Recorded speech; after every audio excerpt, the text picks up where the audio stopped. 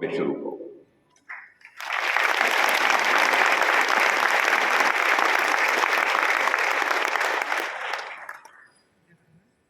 और विनय सिंह जी से हमारा बहुत नजदीक तक अथवा हाई स्कूल तक तो सबने पढ़ी ही होगी। ये बात सही है।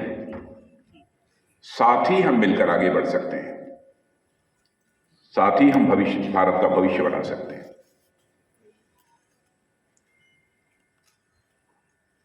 हमारा भारत का समाज विभिन्न जातियां हैं, विभिन्न धर्म मजहब के मानने वाले लोग हैं, तरह तरह की सबकी मान्यताएं भी हैं। लेकिन भारत का कद यदि अंतर्राष्ट्रीय जगत में सबसे ऊंचा करना है तो जब तक पूरा समाज, चाहे कोई किसी जाति का हो, धर्म का हो, मिलजुल कर एक लक्ष्य निर्धारित करके आगे नहीं बढ़ेंगे तो हम भारत का कद, भारत का स्टेचर दुनिया में हम बड़ा नहीं कर सकते। इसलिए इसका मैं देख रहा हूं कि बहुत ही ये जो ध्येय समम उत्थान, ये बहुत विचार करने के बाद ये यहां पर लिखा गया होगा, अथवा इसका मोटो होगा इस फाउंडेशन का। इसके लिए भी मैं विनय सिंह जी और इस पूरे फाउंडेशन को अपनी तरफ से हार्दिक बधाई देता हूं।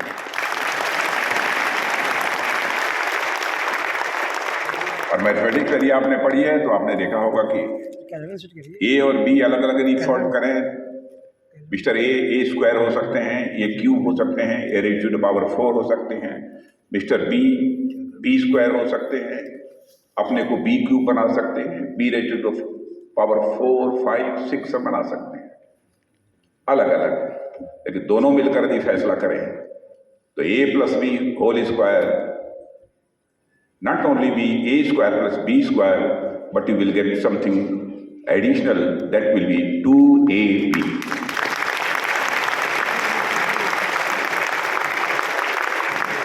साथ मिलकर चलने की यही बेनिफिट होती है। और बच्चों, कुछ यहां कहने के पहले, क्योंकि आप सब कुछ बन चुके हैं, यूनियन पब्लिक सर्विस कमीशन की परीक्षा को कंप्लीट करने के बाद आपने यह कामयाबी हासिल की है, इसलिए मैं आपको अपनी शुभकामनाएं देता हूं, आप सबको आशीर्वाद देता हूं। और जो लोग अभी उस दिशा में अपनी पढ़ाई कर रहे हैं अथवा अभी एग्जाम में बैठने वाले हैं, उनके लिए हृदय से अपनी हार्दिक शुभकामनाएं देता हूं। बातें तो बहुत सारी हैं, एक बात मैं जरूर आपसे कहना चाहूंगा। आईएएस होने का कभी अहंकार मन में नहीं आना चाहिए मेरे बच्चों।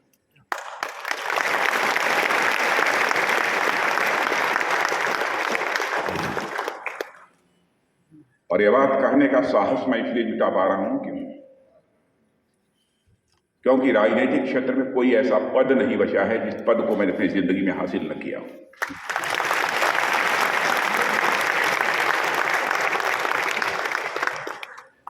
मैंने प्रधानमंत्री, राष्ट्रपति की बात मैं नहीं कर रहा हूं।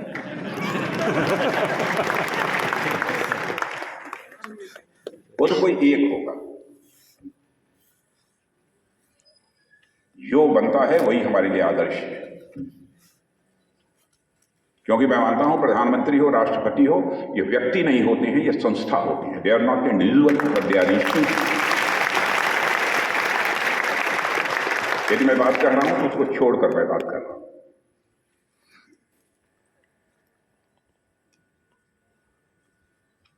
और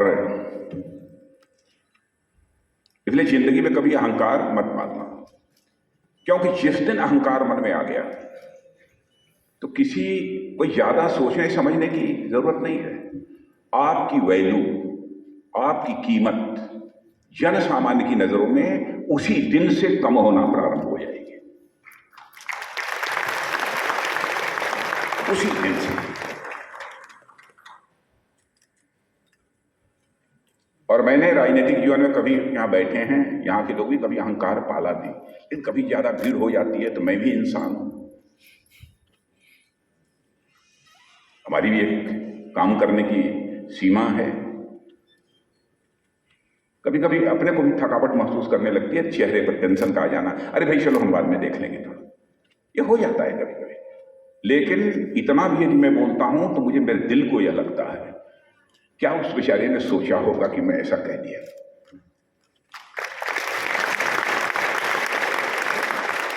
बराबर मन के अंदर हर प्राणी के प्रति संवेदना होनी चाहिए, हर प्राणी के प्रति संवेदना होनी चाहिए। और अहंकार यदि पैदा हो गया तो ह के ऊपर लगा हुआ पॉइंट, यदि किसी भी नंबर के पहले ह के ऊपर लगा हुआ वो पॉइंट यदि लगा दो, चाहे 1 होगा तो 1 की वैल्यू 1 नहीं रह जाएगी, बल्कि 1 की वैल्यू 1/10 हो जाएगी। ये बहुत डेंजर है। अपने जीवन में बराबर इससे आप बचना, यह मेरा सुझाव है। क्योंकि मैं लगभग सैकड़ों, 100 नहीं सैकड़ों आईएएस ऑफिसर्स के साथ में काम कर चुका हूं, यहां का चीफ मिनिस्टर रहने के कारण भी, surface transport minister, agriculture minister, home minister, now I am defence minister. यह सावधानी मैंने बरती है, इसलिए मैं कह रहा हूं। और मैं ध्येय फाउंडेशन के प्रति आभार व्यक्त करना चाहता हूं कि सिविल सेवा के लिए जिन लोगों का सिलेक्शन हुआ है उनके इस सम्मान समारोह में आपने आयोजित किया है, लेकिन मुझे बुलाया है तो हमारे उन आप जो सिलेक्टेड हमारे कैंडिडेट्स हैं, हमारे सिलेक्टेड जो बच्चे हैं, उनके लिए सम्मान समारोह नहीं है, बल्कि मैं मानता हूं मेरा सौभाग्य है कि उन्हें आशीर्वाद देने का, उन्हें आशीर्वचन देने का मुझे अवसर मिला। मैं उन सारे चयनित अभ्यर्थियों को अपनी तरफ से हार्दिक बधाई देता हूं। और इस यात्रा में जितने भी लोगों का सहयोग रहा है, मैं आपके माध्यम से उन तमाम सभी लोगों को अपनी तरफ से हार्दिक बधाई देता हूं। और मैं ध्येय फाउंडेशन और जो विनय सिंह जी बैठे हैं उनको भी और उनकी पूरी टीम को भी इस बात के लिए बधाई देता हूं कि इन छात्रों के, तो मैं सोच रहा था बच्चों के बीच में जा रहा हूं, उनको मैं देखूंगा, उनकी आंखों में आंख हमारी मिलेगी, तो मैं सोच रहा था कि मैं उनकी आंखों में देखूंगा तो मैं क्या देखूंगा। तो मेरे दिमाग में एक आता है, यदि उन बच्चों की आंखों में नहीं मैं देखूंगा तो उन बच्चों की आंखों में भारत का भविष्य देखूंगा।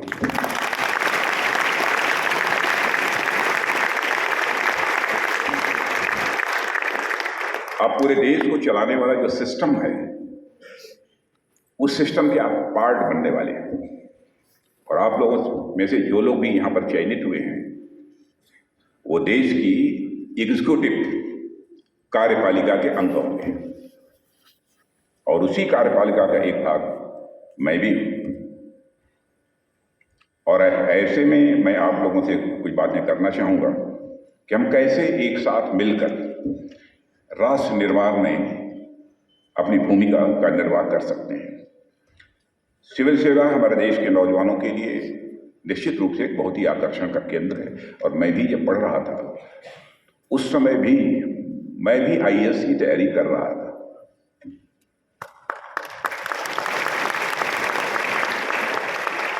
लेकिन बच्चों, आपके बीच चर्चा करने में कोई संकोच नहीं है, थोड़ा सा मैं उग्र तेवर का था। उग्र, कहीं यदि किसी ने कुछ गड़बड़ किया तो तुरंत उसे लड़ जाना। अब आज मैं खोल ही देता हूं, मैं हाथ भी चला देता था।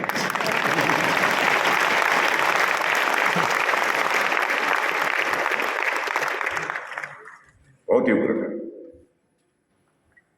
एक हमारे वाइस चांसलर हुआ करते थे, प्रोफेसर पीटी चांडी, वो रिटायर्ड आईसीएस थे। एक बार यूनिवर्सिटी में हड़ताल हुई, एमएससी फिजिक्स प्रीवियस था या नहीं, 3rd सेमेस्टर था, नहीं प्रीवियस था, 2nd सेमेस्टर था। उसके पहले मैंने यूनिवर्सिटी में हड़ताल करा दी। यूनिवर्सिटी में हड़ताल मैंने करा दी, और हड़ताल कराने के बाद जब हड़ताल समाप्त हुई, हमारी डिमांड जब पूरी हो गई, तो वाइस चांसलर ने मुझे बुलाया। वाइस चांसलर जानते थे इस बात को कि लड़का उग्र है लेकिन समझदार है, ये उनको भरोसा था। और मुझे गर्व है, और जानते थे कि ये मर्यादाओं को नहीं तोड़ेगा। उन्होंने बुलाया। उनकी पत्नी भी मुझे बहुत मानती थी, वो भी किसी एम्बेसी में किसी अफसर के रूप में उन्होंने काम किया था। तो बुलाया, कहा बच्चे अब तक तुम सेकंड सेमेस्टर के एग्जाम के लिए कहोगे कि इसको पोस्टपोन कर दिया जाए क्योंकि एग्जाम के एक दिन पहले तुम्हारी स्ट्राइक समाप्त हो रही है। मेरे बच्चों, आपको मैं बताना चाहूँगा और बताते हुए मुझे गर्व की अनुभूति है। मैंने कहा वाइस चांसलर को, सर किसी भी सूरत में एग्जामिनेशन पोस्टपोन नहीं होना चाहिए, एग्जामिनेशन अपने निर्धारित समय पर होगा। मेरे स्वभाव को देखते हुए उन्होंने कहा कि तुम एमएससी करने के बाद या तो मेरे साथ चलो रिसर्च करो या कुछ और करो। तो मैंने कहा नहीं, मैं अपनी कंपटीशन वर्ग की तैयारी करूंगा। लेकिन छात्र जीवन से ही राजनीति का कीड़ा भीतर था, भर में कुरेदता था, तैयारी तो मैं कर रहा था लेकिन हम ये खींचता था उसको। और फिर राष्ट्रीय स्वयंसेवक संघ से जुड़ा, धीरे धीरे पैर फिसलते चले गए। 23 साल की उम्र में जेल चला गया। अब जेल चला गया तब तो फिर इमरजेंसी का दौर था। अब आप समझ लीजिए मैं कितना शरीफ लड़का रहा हूंगा कि पुलिस ने उठाकर मुझे जेल में बंद किया। उस समय डेमोक्रेसी को रेस्टोर करने की लड़ाई सारे देश में चल रही थी, इमरजेंसी लगी थी। मैं भी कूद पड़ा था उस आंदोलन में। जयप्रकाश जी का मूवमेंट था। 18 महीने जेल में था, भूल गया मैं आईएएस। और उसके बाद यों ही मैं निकलकर बाहर आया, मुझे जानकारी मिली कि मुझे मेंबर ऑफ पार्लियामेंट का टिकट मिला है 25 साढ़े 25 साल की उम्र में, लेकिन वो कट गया।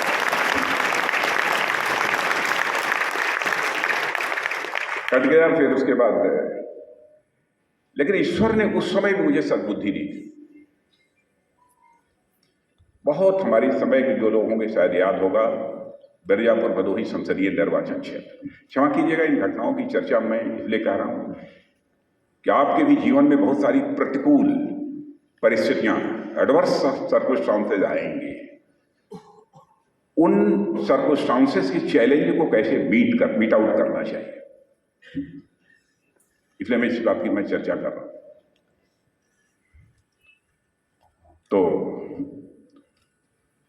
7 दिन तक मेरी कन्वेंसी वगैरह भी हुई और भाई अब एमपी में बनने जा रहा था। 25.5 साल 26 साल की उम्र रही होगी। अब इससे बड़ी बात हमारे लिए क्या हो सकती थी।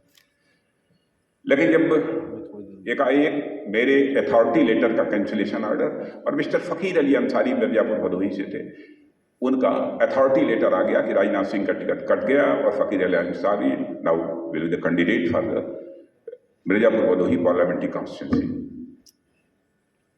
मजिस्ट्रेट ने कहा सॉरी मिस्टर सिंह, आपको टिकट नहीं मिलेगा, सिंबल नहीं मिलेगा, क्योंकि अब आपका अथॉरिटी लेटर कैंसिल हो गया। और मिस्टर फकीर अली अंसारी, थोड़ी देर से मुझे बहुत गुस्सा आया, लेकिन ईश्वर की कृपा थी। मैंने धैर्य नहीं खोया, संयम नहीं खोया, आपा नहीं खोया। हमारे लोग नारेबाजी करने लगे। तो उन्होंने कहा साहब सिंबल ले लीजिए, इंडिपेंडेंट कैंडिडेट का आपको सिंबल मिलेगा। मैंने कहा मुझे सिंबल नहीं चाहिए। और फकीर अली अंसारी को हाथ पकड़कर मैं ले गया और मैंने कहा फकीर अली अंसारी को सिंबल दीजिए। और फकीर अली अंसारी को सिंबल मिला था, लेकिन इंडिपेंडेंट कैंडिडेट के रूप में मिल चुका था, नाम बैलेट पेपर पर था। लेकिन उनके पक्ष में मैंने कन्वेंसिंग उस समय की थी और मैंने कहा कि दुर्भाग्य से मैं प्रत्याशी के रूप में मैं अथराइज्ड कैंडिडेट, दल के अधिकृत प्रत्याशी के रूप में आपके चुनाव में भाग नहीं ले पा रहा हूं। लेकिन जिस प्रत्याशी को भी पार्टी ने सिंबल दिया है, मैं आप सबसे तहे दिल अपील करना चाहता हूं कि उसके पक्ष में आप अपनी मुहर लगाएं। और किसी ने मेरे नाम के आगे दुर्भाग्य से, चूंकि बैलेट पेपर पर इंडिपेंडेंट कैंडिडेट के रूप में नाम था, यदि किसी ने मेरे नाम के आगे मुहर लगा दी तो मैं समझूंगा कि वो मेरे मस्तक पर कलंक का टीका है। मनुष्य जिंदगी में संयम और धैर्य से भी काम ले, निश्चित रूप से कुछ हासिल होता है। और उसके बाद एक बहुत बड़ी पब्लिक मीटिंग थी। मिर्जापुर गवर्नमेंट कॉलेज है, कोई होगा उधर जानते होंगे। चौधरी चरण सिंह बहुत बड़े लीडर थे उस समय, भारत के कुछ समय के लिए प्राइम मिनिस्टर भी रहे हैं। वो आए थे तो यह हुआ कि राजनाथ सिंह का टिकट कटा है, जनता विरोध करेगी। कोई प्रिसाइड करने को तैयार नहीं था, तो 25.5 साल की उम्र में मुझसे चौधरी चरण सिंह की मीटिंग प्रिसाइड कराई गई थी। और उस समय जब मैंने यही भाषण 3 मिनट का 4 मिनट का भाषण दिया था और मैंने कहा दुर्भाग्यवश मेरा नाम तो मतदान पत्र पर रहेगा, लेकिन किसी ने मेरे नाम के आगे मुहर लगा दी, तो मैं समझूंगा कि कलम का टीका लगा रहा है। तो चौधरी चरण सिंह हेलीकॉप्टर से फ्लाई करने के बाद वो दूसरे दल के थे, दूसरे घटक के थे, लोक दल के थे, या वो उनकी पार्टी का नाम कुछ ऐसा ही था उस समय। जब लखनऊ पहुंचे हमारे पार्टी के लीडर से उन्होंने कहा कि मैं भले ही दूसरी पार्टी का हूं, दूसरे घटक का हूं, लेकिन मैं आप जनसंघियों से रिक्वेस्ट करना चाहूंगा कि विधानसभा का टिकट यदि किसी को यहां से मिलना चाहिए तो राजनाथ सिंह को मिलना चाहिए। खैर रखोगे अपने जीवन में, मर्यादाओं का पालन आप करोगे, परमात्मा का आशीर्वाद प्राप्त होगा। कुछ लोग ऐसे भी हैं, सो कॉल्ड प्रोग्रेसिव उन्हें मानता हूं, जो सुपर पावर में विश्वास नहीं करते। है सुपर पावर इस दुनिया में।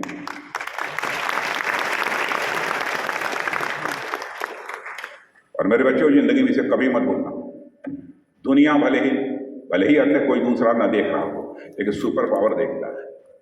मैं साइंस का, विज्ञान का छात्र रहा हूं, लेकिन फिर भी उस सुपर पावर में मेरा पूरा विश्वास है। और सदैव जिंदगी में मन बड़ा करके काम करना, छोटे मन से काम मत करना।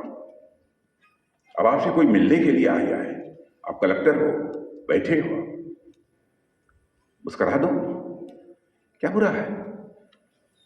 आइए बैठिए। ऐसे ऐसे भी कलेक्टर्स को देखा है मैंने, जैसे लगता है कि उनके आगे कोई है ही नहीं। ऐसे ऐसे भी कलेक्टर्स को देखा है, आज भी मैं उन्हें भूल नहीं सकता। मैं सचमुच बताऊं, जिंदगी में इंस्पायर हुआ हूं तो ऐसे IAS और IPS ऑफिसर्स के कारण भी मैं इंस्पायर हुआ। इनके साथ मैं छोटा था तो बच्चों की तरफ प्यार देते थे, क्योंकि मैं पब्लिक रिप्रेजेंटेटिव था, MLA था, सम्मान भी देते थे। एक मिस्टर अग्रवाल थे, डिस्ट्रिक्ट मजिस्ट्रेट थे। मैं जब 26 साल की उम्र का था, जब MLA हो गया तो मैं उनके ऑफिस पहुंचा, खड़े हो गए, डेमोक्रेटिक स्टेट में आप हमारे रिप्रेजेंटेटिव में, इसलिए हमें सम्मान करना चाहिए बात। अरे मैंने कहा कि आप जो है, आपकी उम्र लगभग 50 के आसपास रही होगी, आप 50 के हैं, मैं तो आपकी आधी उम्र का हूं, ऐसा मत करिए। उसमें मैं भी बच्चा था। तो उन्होंने मुझे बताया कि नहीं, हमें क्यों खड़ा हो रहा। इसलिए इन सब चीजों का हमको जिंदगी में सदैव ध्यान रखना चाहिए। इसमें कहीं दो राय नहीं है कि ये सिविल सर्विसेज हमारे देश के नौजवानों के लिए एक आकर्षण का एक केंद्र रही हैं और रहेंगी। इसमें कहीं दो मत नहीं है। जाहिर सी बात है, सेवा के साथ पद और प्रतिष्ठा आपको तो मिलती ही है,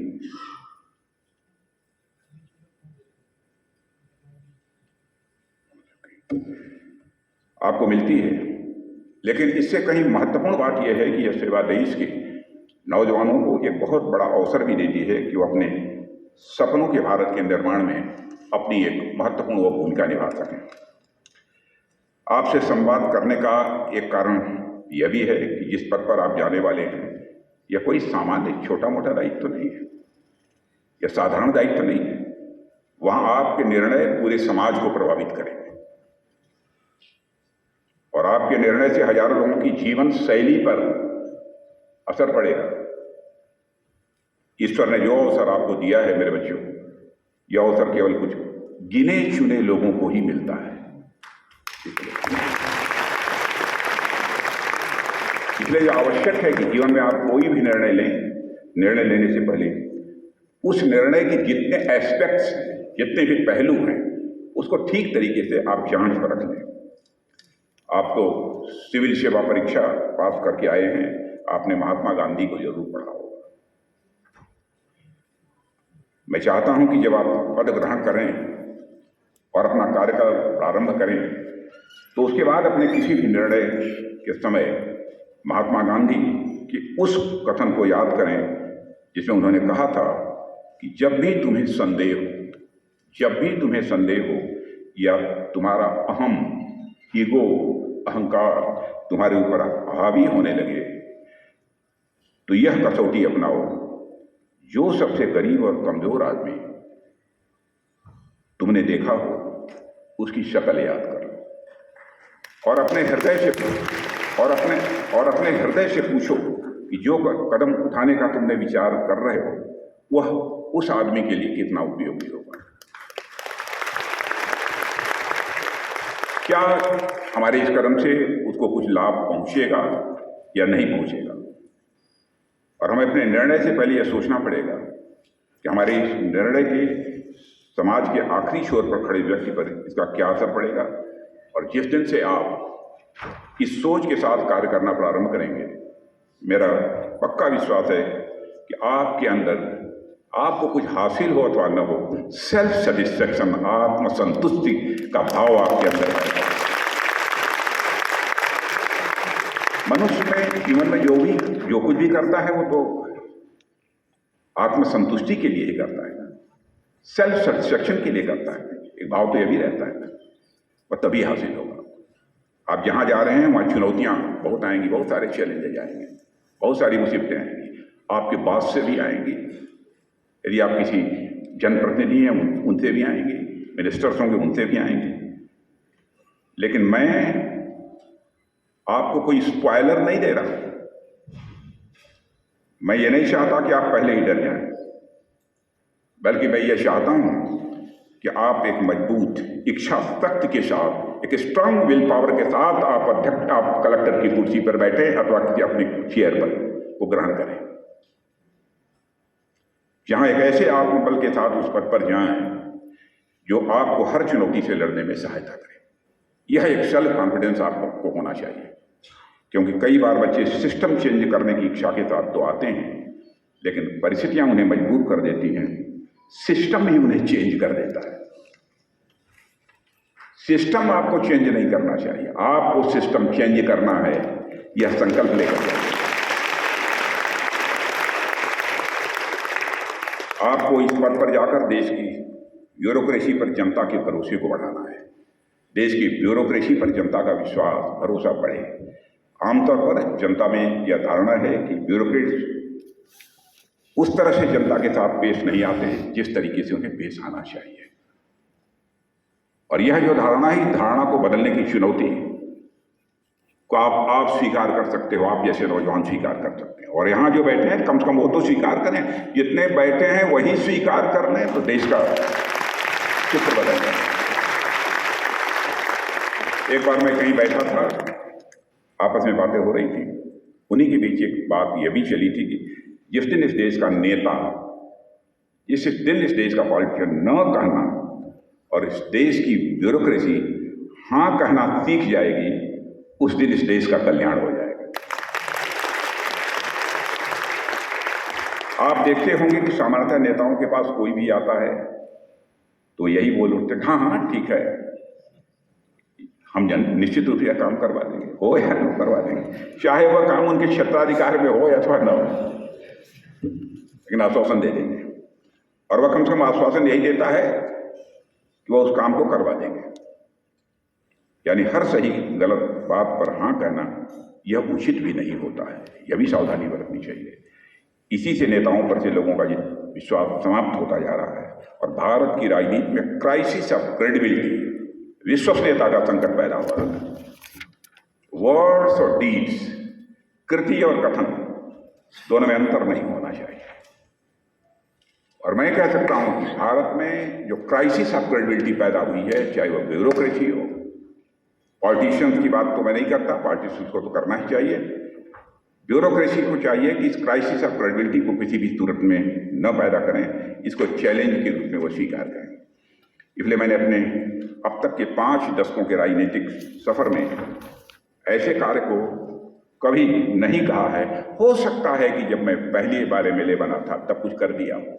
लखनऊ में भी अथवा जहां भी मैं चुनाव लड़ा, मेरे बच्चों ने जनता को कभी आश्वासन नहीं दिया है, न कभी नहीं। कहीं कोई समस्या आई तो मैंने यही कहा होगा कि आप सब अपनी शुभकामनाएं दीजिए, परमात्मा मेरे अंदर वह शक्ति दे ताकि आपकी जो अपेक्षा है, आपकी जो हमसे एक्सपेक्टेशंस हैं, उन एक्सपेक्टेशंस की कसौटी पर मैं खरा उतर सकूं। आपकी शुभकामनाएं जाए, इसी भाव से मैंने काम किया। इसलिए और ब्यूरोक्रेसी में इस बात का तो विशेष रूप से ध्यान देना चाहिए। ऐसा माना जाता है कि जो ब्यूरोक्रेट वहां कार्यालय में बैठा है वह न कहने के लिए ही बैठा है। मैंने बहुत देखा, कुछ हैं, कई बार ये देखा जाता है कि आपके हर कागजात पूरे सही भी हैं तब भी काम निकलना मुश्किल हो जाता है। लेकिन लोग समझते हैं केवल ब्यूरोक्रेसी के कारण ही होता है। बहुत सारी चीजें रहती हैं जिसके कारण ये हर्डल्स पैदा होते हैं। ऐसा लगता है ब्यूरोक्रेट्स काम में अड़ंगा डालने के लिए बैठे हैं और सामान्य अवधारणा ये देखने को मिलती है। लेकिन जिस दिन इसका उल्टा होगा, जिस दिन इस देश का नेता गलत काम को न कहना सीख जाए और जिस दिन इस देश की ब्यूरोक्रेसी सही काम को हाँ कहना सीख जाए, उस दिन जनता का लोकतंत्र पर भरोसा और मजबूत हो जाएगा। आप जनता के साथ जितना ज्यादा जुड़ेंगे, जनता का लोकतंत्र पर भरोसा उतना ही अधिक बढ़ेगा।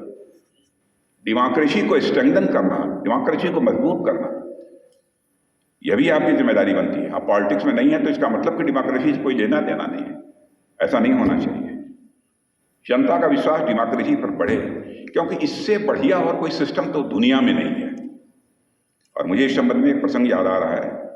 आप सभी ने दुष्यंत और शकुंतला की कहानी तो या तो पढ़ी होगी या तो सुनी होगी। उनके पुत्र भरत के नाम पर ही हमारे देश का नाम ये भरत पड़ा हुआ है।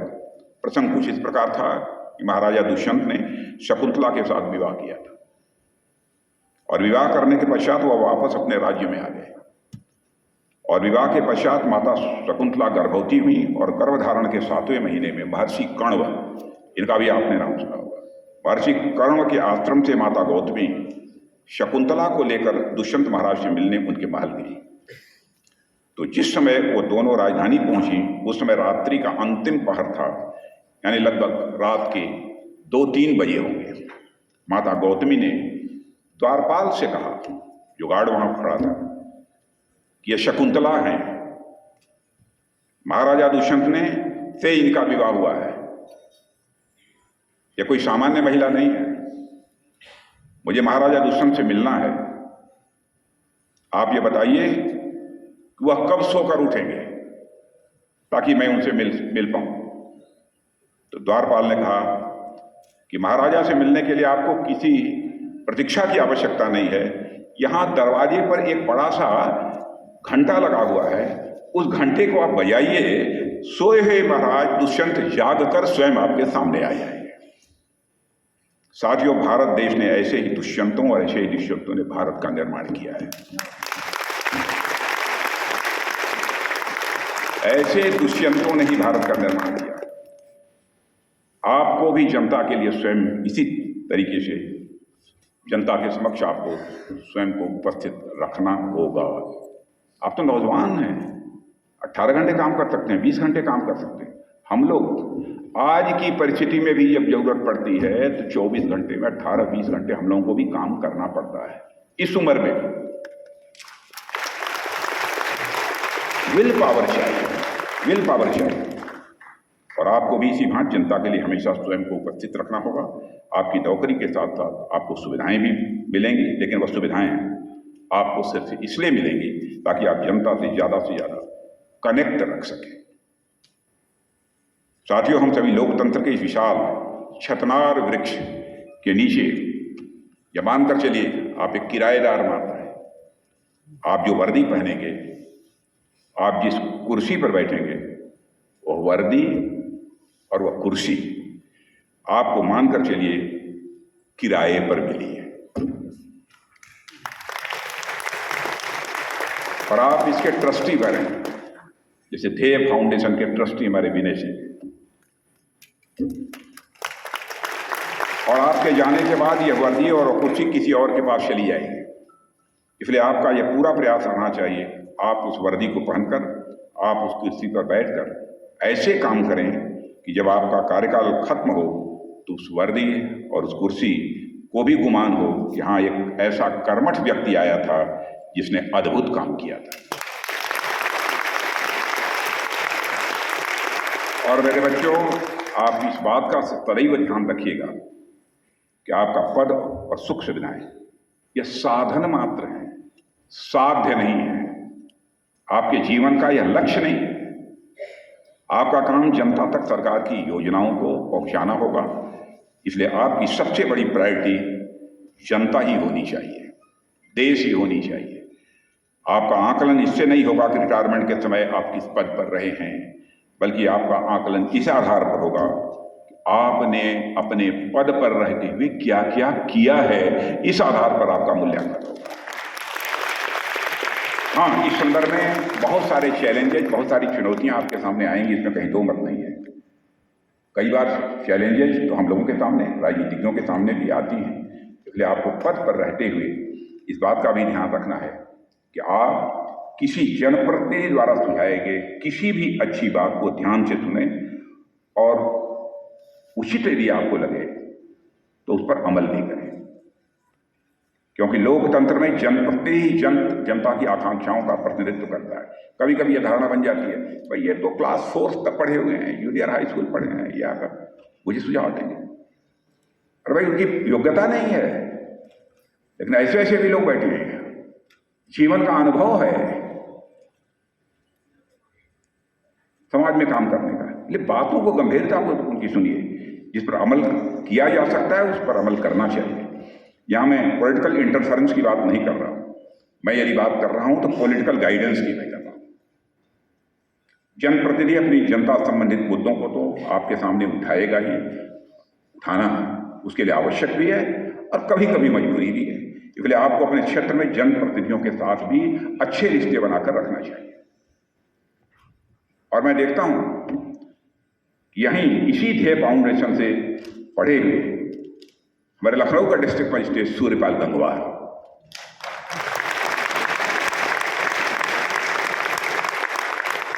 अब यहां के कलेक्टर को भी मैं देखता हूं हर समय चेहरे पर मुस्कान, कहीं कुछ होता है सबसे प्रेम से मिलना, बात करना।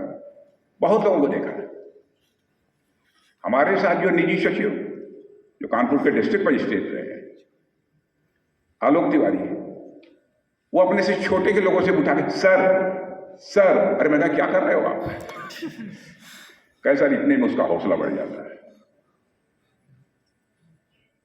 यह होती है मतलब, यह जातीयता होती है। और मुझे पूरा विश्वास है कि आप ध्येय फाउंडेशन के ध्येय वाक्य पर आप नजर डालेंगे तो आप यही पाएंगे, यहां भी यही लिखा हुआ है, समम उत्थान, मतलब एक साथ मिलकर ही हम प्रगति कर सकते हैं, सबको साथ लेकर ही हम प्रगति कर सकते हैं। यह समय संगक्षध्वम का है, यह समय मिलकर कार्य करने का है, मिलकर देश को आगे के बढ़ाने का है। और मुझे पूरा विश्वास है कि आप सभी इस दायित्व का निर्वहन पूर्ण मनोयोग के साथ करेंगे। और इन प्रशासनिक बातों के अलावा मैं आपसे एक निजी व्यवहार पर भी बात करना चाहूँगा। निजी व्यवहार, कुछ समय बाद जब आप सेवा में आएंगे तो उसके बाद आपके ऊपर बहुत सारी जिम्मेदारियां आएंगी। कई बार यथा समयाभाव के कारण आप अपने परिवार को भी उतना समय नहीं दे पाएंगे जितना कि समय देना चाहिए, और कई प्रकार की चुनौतियां भी आएंगी। लेकिन मेरा आपसे यह आग्रह है मेरे बच्चों कि चाहे लाख चुनौतियां आए, चाहे कितनी भी मुश्किलें आए, आप अपने अंदर के बच्चे को कभी खत्म मत होने देना।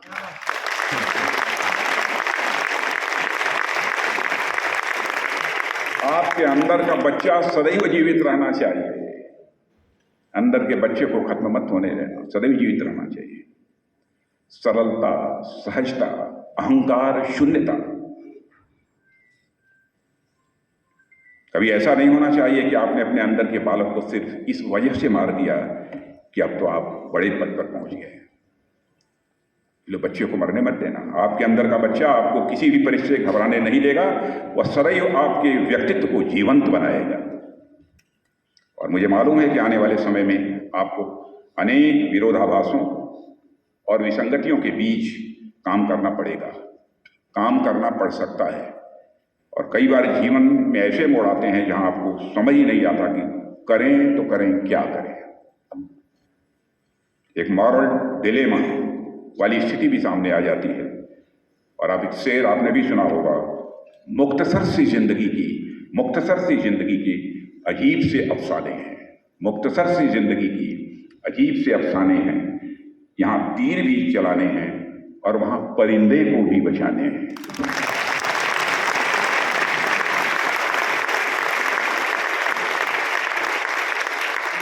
फैसला कर लीजिए, ज्यादा कुछ कहने की जरूरत नहीं। तो ऐसी स्थिति आपके सामने भी आए, कोई बड़ी बात नहीं है।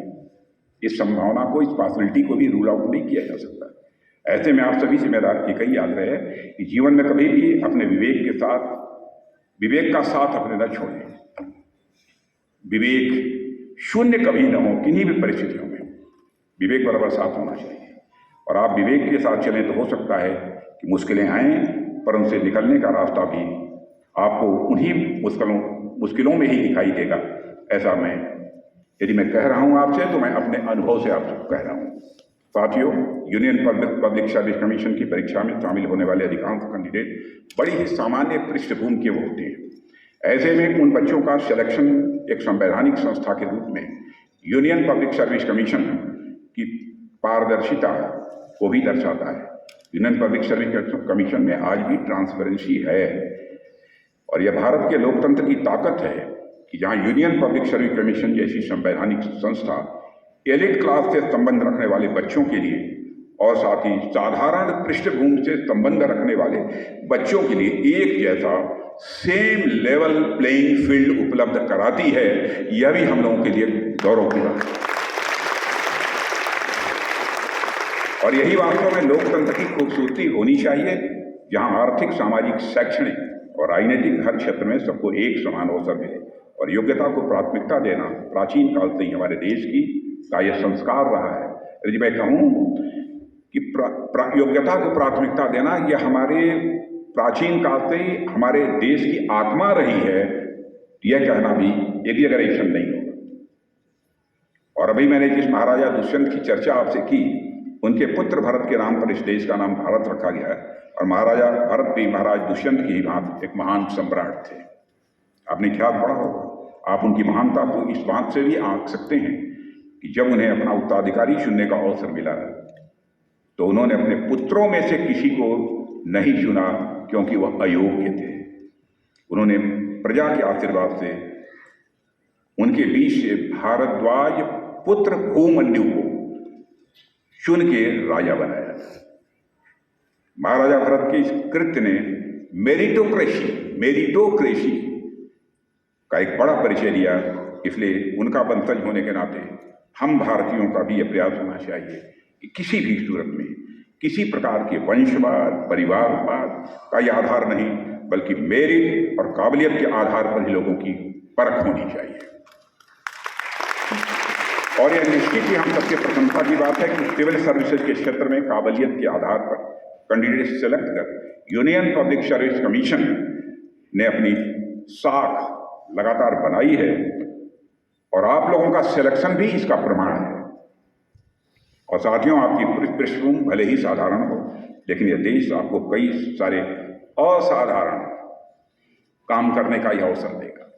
पृष्ठभूमि आपकी साधारण हो सकती है, लेकिन कई असाधारण काम करने का अवसर देगा। एक दिन सामान्य क्षेत्र से निकलकर देश की ब्यूरोक्रेसी तक जाकर आपने अपनी मेहनत का परिचय तो दिया ही है, लेकिन साथ ही आपको उन जामवंतों का भी ऋणी होना होगा जिन्होंने आप जैसे हनुमान के अंदर यह भाव पैदा हुआ कि आप इस समुद्र को भी पार कर सकते हैं। यह विल पावर आपके अंदर है।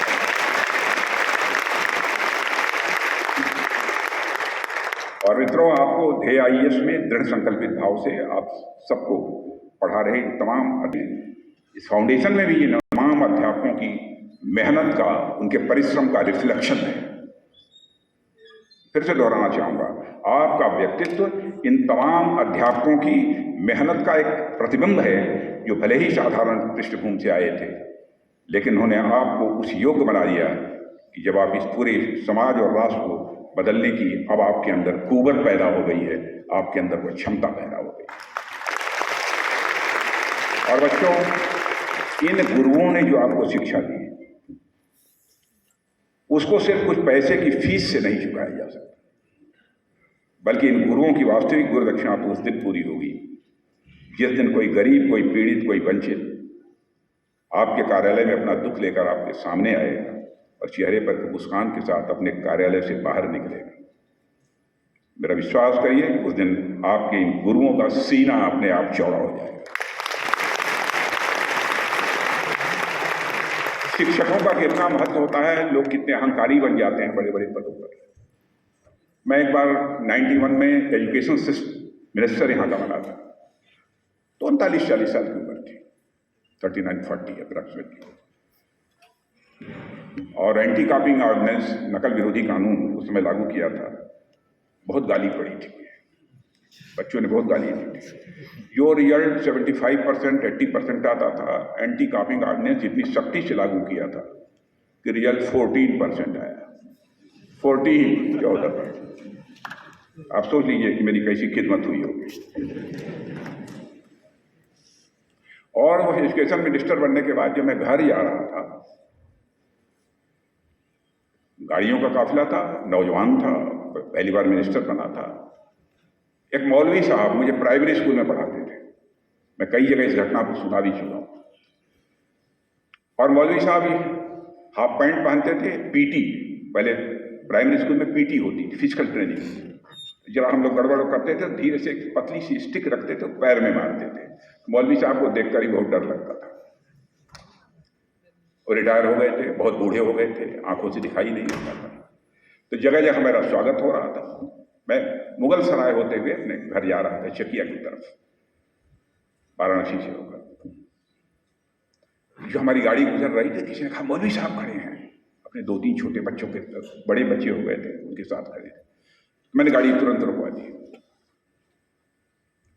और गाड़ी रोककर मैं नीचे उतरा।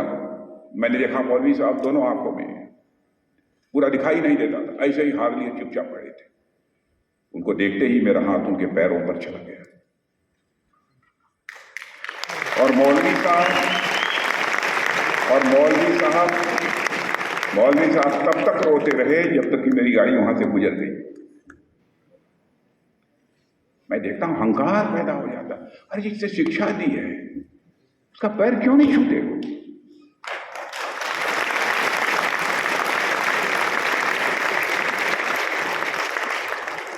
चीफ मिनिस्टर बनने के बाद भी, जब भी डॉक्टर लक्ष्मी नारायण जी त्रिपाठी जी की अभी डेथ हुई है, आज भी गोरखपुर विश्वविद्यालय में प्रोफेसर डॉक्टर रामचल सिंह जी हैं या अन्य जो हमारे पांडे जी, सब जितने भी गुरु हैं, आज भी मिलते हैं मेरे बहन भाइयों, तो आज भी मैं चरण छूता हूं।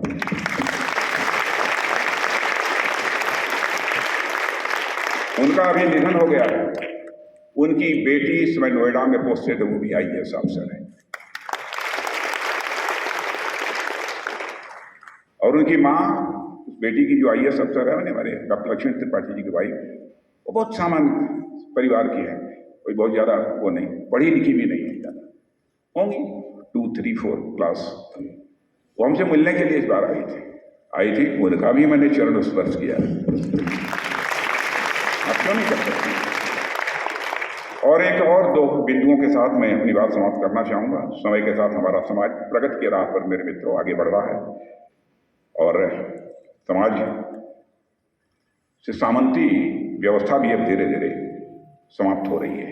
ऐसे में जनता की अपेक्षाओं और आकांक्षाओं पर खरे उतरना ब्यूरोक्रेट्स और नेताओं की काबिलियत का एक पैरामीटर है, एक पैमाना है। एक समय था किसी समाज में कल्चर ऑफ अथॉरिटी हुआ करती थी। एक समय समाज में कल्चर ऑफ अथॉरिटी हुआ करती थी, यानी कलेक्टर साहब ने, कप्तान साहब ने कुछ जो कह दिया वह सही हो या गलत हो, ब्रह्म वाक्य हो जाता था, पत्थर की लकीर बन जाता था। और आज जनता जागरूक हो चुकी है। शिक्षा और संचार के साधन में बड़ी तेजी से बढ़ोतरी हुई है और हो रही है, और जनता सही गलत, उचित अनुचित का भेद करना अच्छी तरह जानती है, समझती है।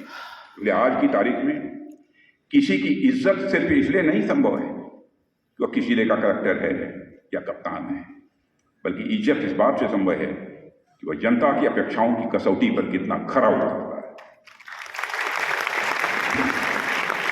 और इस बात पर यह निर्भर करता है कि आप कितनी ईमानदारी और कितनी निष्ठा से अपने पद के साथ न्याय कर पाते हैं, आप अपने काम को कितना जस्टिफाई कर पाते हैं। कहने का अर्थ यह है कि आज कल्चर ऑफ अथॉरिटी की जगह है कल्चर ऑफ जस्टिफिकेशन आ गया है। कल्चर ऑफ अथॉरिटी की जगह कल्चर ऑफ जस्टिफिकेशन आ गया है। और आपको अगर अपने जिले में इज्जत पानी है तो आपको अपनी काबिलियत से, निष्ठा से, ईमानदारी से, मेहनत से और संवेदनशीलता से काम करना होगा। आप ऐसा करते हैं तो न केवल आप अपने क्षेत्र की व्यवस्था सुदृढ़ करते हैं, बल्कि लोगों के सम्मान के भी आप पात्र बन जाएंगे, लोगों के सम्मान के हकदार बन जाएंगे। एक बार ऑफिस में हमारे निजी सचिव मिस्टर आलोक तिवारी, जैसे हमने बताया कि जो इसके पहले डिस्ट्रिक्ट मजिस्ट्रेट कानपुर थे, बैठा हुआ, तो मैंने कहा कि भाई बात करते समय बराबर ये सावधानी बरतनी चाहिए कि जो व्यक्ति हमारे सामने बैठा है उसके अंदर अनुकूल संवेदना पैदा हो। अनुकूल संवेदना पैदा, इसका मतलब यह नहीं है कि उसके मन की ही बात बोलनी चाहिए, बात रखने का तरीका भी ऐसा पैदा हो सकता है उसको अच्छा लगे, उसको अनुकूल संवेदना पैदा हो। तो उन्होंने कहा सर ये मुझे सुन के बहुत अच्छा लगा है, वैसे मैं सावधानी तो बरतता हूँ लेकिन आगे भी मैं सावधानी बरतूँ, इसलिए यह प्रयत्न आपको भी करना चाहिए। और मैंने देखा है ऐसे अफसरों को जो अपनी काबिलियत और कंडक्ट से जनता का इतना प्यार, सम्मान और आशीर्वाद पाते हैं, उतना प्यार, सम्मान और आशीर्वाद किसी भी सेलिब्रिटी को भी नहीं नसीब हो पाता है। मैंने अपने खुद जीवन में देखा बहुत सारे ऐसे भी अफसर। और साथियों, अब आपके कंधे पर बहुत बड़ी जिम्मेदारी आने वाली है और उस समय सेवा में जा रहे हैं जब देश ये अमृत काल में प्रवेश कर रहा है।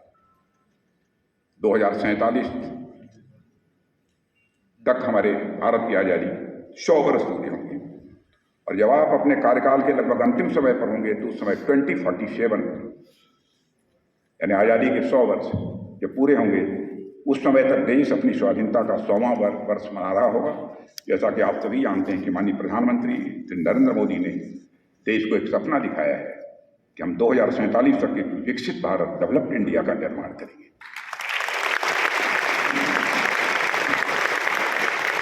और यह देखें कि कितने सौभाग्यशाली आप लोग हैं। डेवलप्ड इंडिया का जो कि निर्माण होना है, उस निर्माण में महत्वपूर्ण भूमिका यदि किसी की होने जा रही है तो आप सबकी होने जा रही है। यह सब इसमें सौभाग्यशाली है। और जो भी चुनौतियां आप सबके सामने आ रही हैं, उन चुनौतियों के लिए पहले से ही अपने मन को तैयार रखें ताकि भविष्य में जो भी चुनौतियां हैं हम सब साथ मिलकर उसका सामना कर सकें और भारत को एक विकसित राष्ट्र के रूप में हम उसे डेवलप कर सकें। और अब यह केवल ड्रीम नहीं है। भारत विकसित भारत बनेगा, डेवलप्ड इंडिया बनेगा, ये ड्रीम नहीं है। आप लोग तो फॉरेन मैगजीन्स भी पढ़ते होंगे, द इकोनॉमिस्ट आती है, मैगजीन्स को भी पढ़ा है।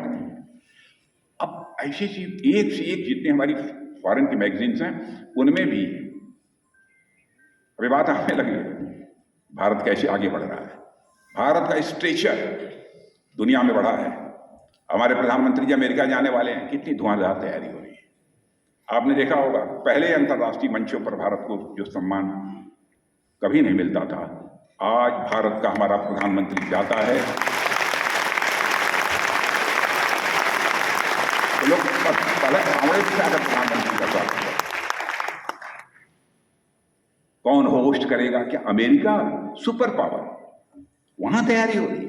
कौन होस्ट करेगा, कैसे होगा, ये होगा, कौन होनी चाहिए, डिग्निटीज कौन से आनी चाहिए, यह सब तैयारी हो रही है।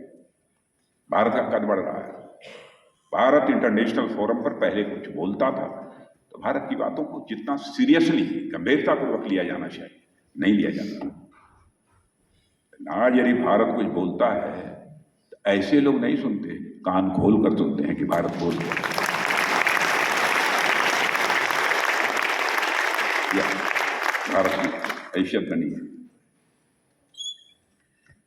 इसलिए मैं चाहूंगा कि आप आने वाली चुनौतियों के लिए पहले से अपने मन को तैयार रखें। नाम लेना परमात्मा का नाम है, बैकवर्ड है,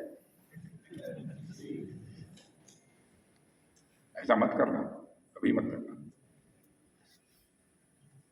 मंदिर में जाकर पूजा करना यही धर्म नहीं है, यही अध्यात्म नहीं है, यही स्पिरिचुअलिज्म नहीं है लेकिन यही केवल नहीं है।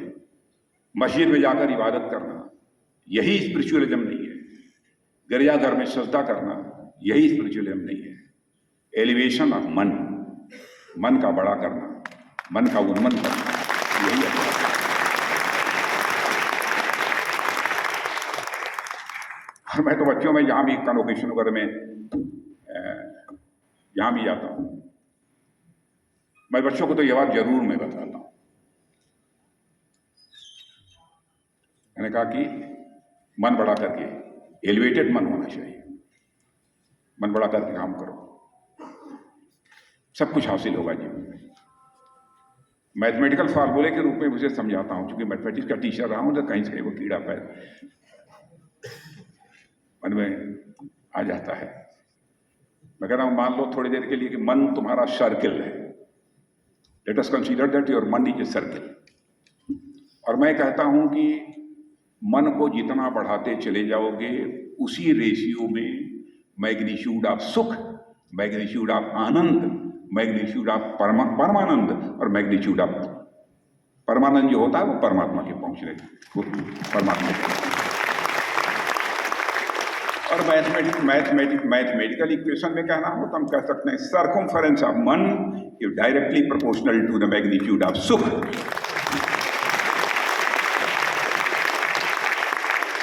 Circumference of man is directly proportional to the magnitude of Anand. Circumference of man is directly proportional to the magnitude of Paramanand. वैसे परमानंद की कोई लिमिट नहीं होती है, लेकिन आप लोगों को समझाने के लिए बात मैंने कही है। माता सरस्वती से ही प्रार्थना करता हूं कि इसी प्रकार यह संस्थान लगातार एक सामान्य पृष्ठभूमि से आए वे छात्रों के लिए कार्य करता है।